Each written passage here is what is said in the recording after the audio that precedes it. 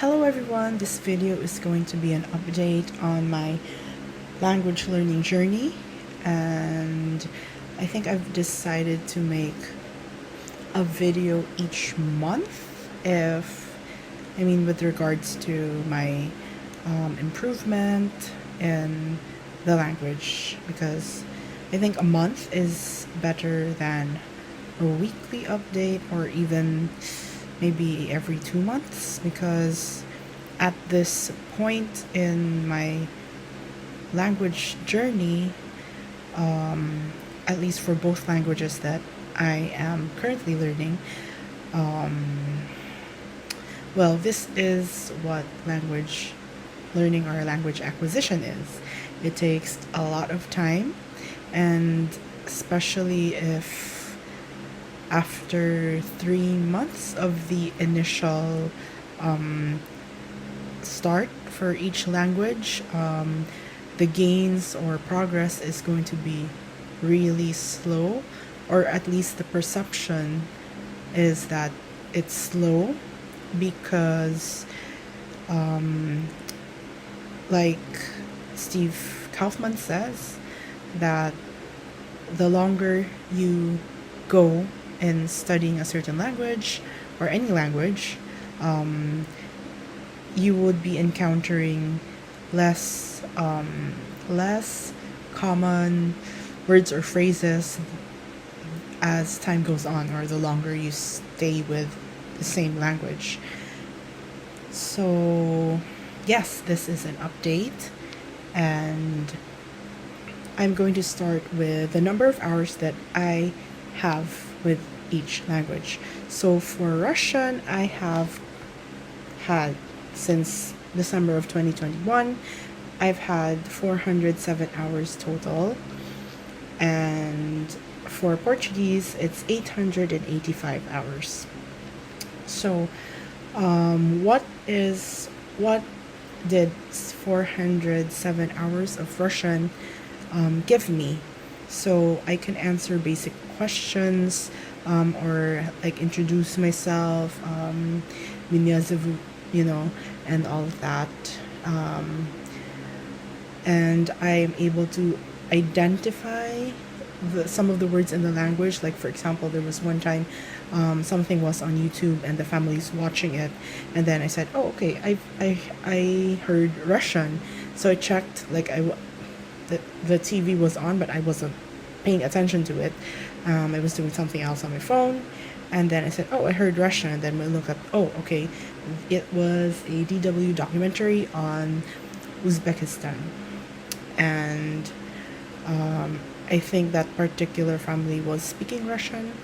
So I identified, I think it was Очень приятно. I said, okay. So at least I was able to catch that in the documentary, which was normal speaking speed for the native speaker. So at least that's what I have gained after 407 hours of Russian.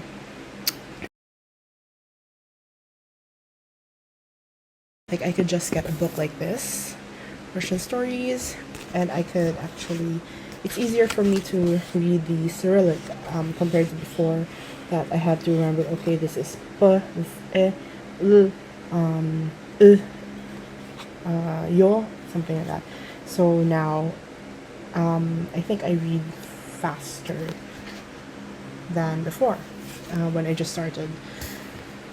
So I can read words, maybe sometimes the accent in the word, the emphasis in the word is wrong, so I would have to listen to it. But generally, I know how this word should sound, at least most of the time. So that's where my Russian is after 407 hours. For Portuguese, which I started 6 months before I started Russian, and I really was able to dedicate a lot of time listening, reading, watching things on for Portuguese. I now have 885 hours of Portuguese, and based on the forgot what list that was, that said for basic fluency in Portuguese, it would require a native English speaker 600 hours. So at 885 hours, I'm way past 600 hour mark, and my goal is to list, or at least jot down the time that I spent with Portuguese until 1000 hours. And after 1000 hours, I may or may not keep track of the time I spent in that language anymore, at least manually. So I'll just be, my time spent with the language would be all up to my Link app, the LINGQ app by Steve Kaufman. So I think I'll no longer manually track the hours in Portuguese at 1000 hours, and I would probably spend more time with German at that point. Maybe, I don't know. So with Portuguese, at 885 hours spent with Portuguese, reading, writing, speaking, listening, watching videos, I tried watching a Netflix show without subtitle in European Portuguese, and it was easier to understand. I'm able to read faster, of course, since the alphabet is the Latin alphabet and not Cyrillic. So I could talk about day-to-day things about my life, not only how to introduce myself, but I could talk to my friend, and I would get to that later on. Like I'm able to basically I am more comfortable in the language, that I don't have to think a lot when I hear the language, especially that I'm able to understand things in context. Like, for example, I was watching this movie that was dubbed to European Portuguese, and I was able to at least understand the context of what's happening. Even if I don't understand every single word that was said, I was able to get the gist in Portuguese. Unlike if I started to watch something in Russian right now, I would only understand a few words and still not understand the context, because my vocabulary in Russian is not that great as compared to Portuguese. So I would also want to mention my link statistics. So, for example, in Portuguese, I have 4,597 known words in link, and comparing to Russian, I only have 440. So that's a big difference between the number of known words I have, 440 versus 4,597. And based on some, I know this is backed by scientific research, or at least some standard, that knowing 10,000 words in a language makes you at least makes you like base fluent on a basic level.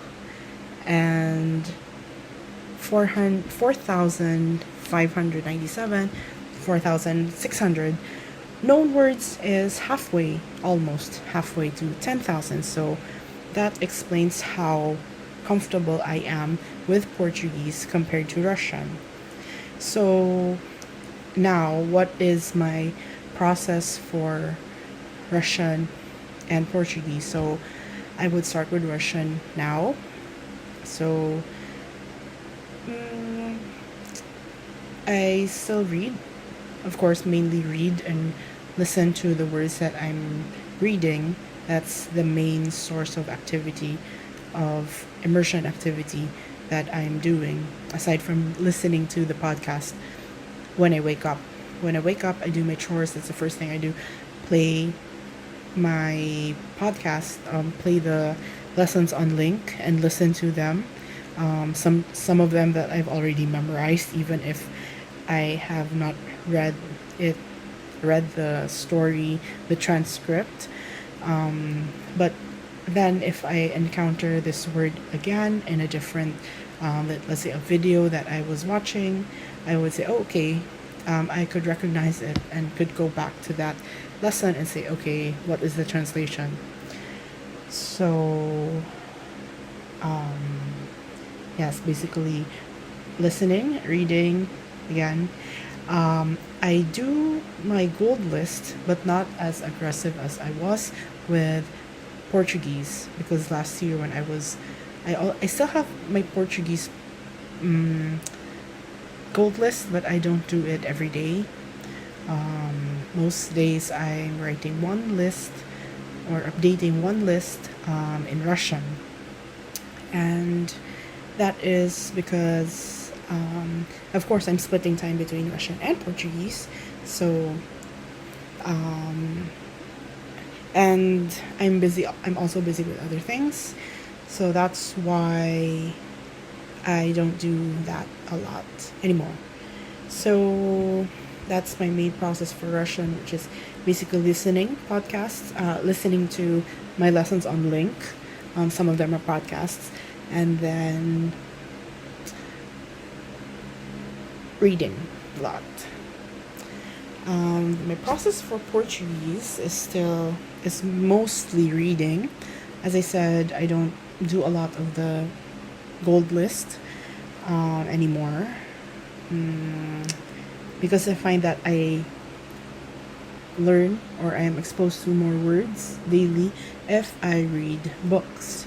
So I'm still in the process of reading Un Momento Inesquecível by Nicholas Sparks, A Walk to Remember, the Portuguese version, and that's main, and watching Netflix as well. Like as I mentioned, that it's easier for me to understand films in Portuguese and understand it in context because I know more words and I could just fill in the blanks and assume what it is.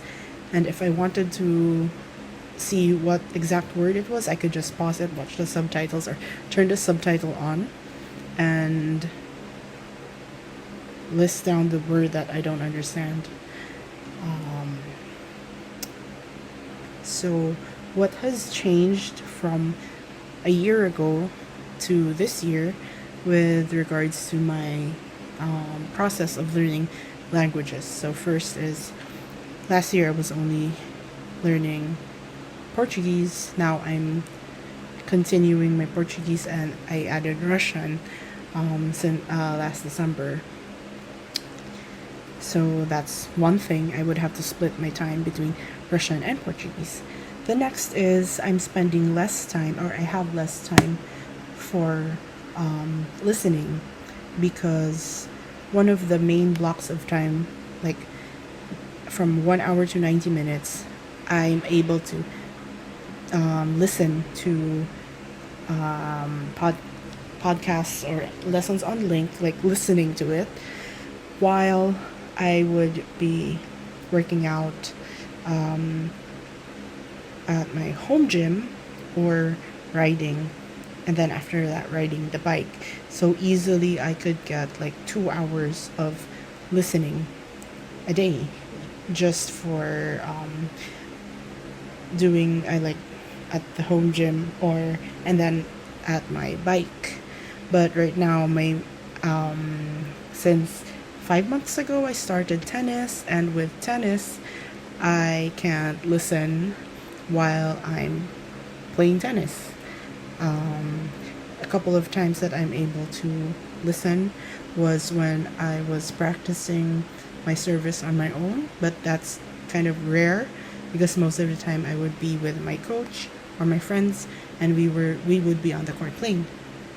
So at least 2.5 hours of input per day is what I've lost in the past 5 months.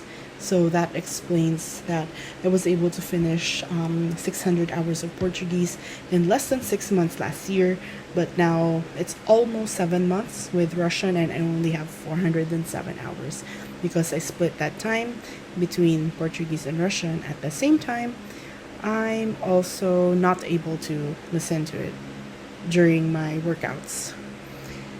And some days I also get tired and I don't want to do anything in any language, so I would only spend like 15 minutes reading things on link and just getting my my minimum number of links or coins for that day, just so I don't lose my streak. Because for Portuguese, I have 349 days of meeting my goals, and for Russian, I have 291 days. So that's the minimum I do. Like, I do the bare minimum with the language per day on days that I'm busy or have other things that I need to do. So that is my very long update on where I am with these two languages, and I would probably do, like, next month I would be doing my final, like, year-end update and list down my new goals for year 2023, and see where that brings me. So overall, it's been a good 18-month experience since I started, like, Portuguese, and it has been very satisfying for me to actually be able to do these things, like read and understand things in Portuguese, and learning Russian and understanding some of it. It's a unique experience that only people who've attempted to learn another language on their own would have the perspective of, and that's something that I'm grateful for. So thank you for watching this video if you've reached this far, and I hope that you try to learn another language on your own as well. Thank you for watching. Bye.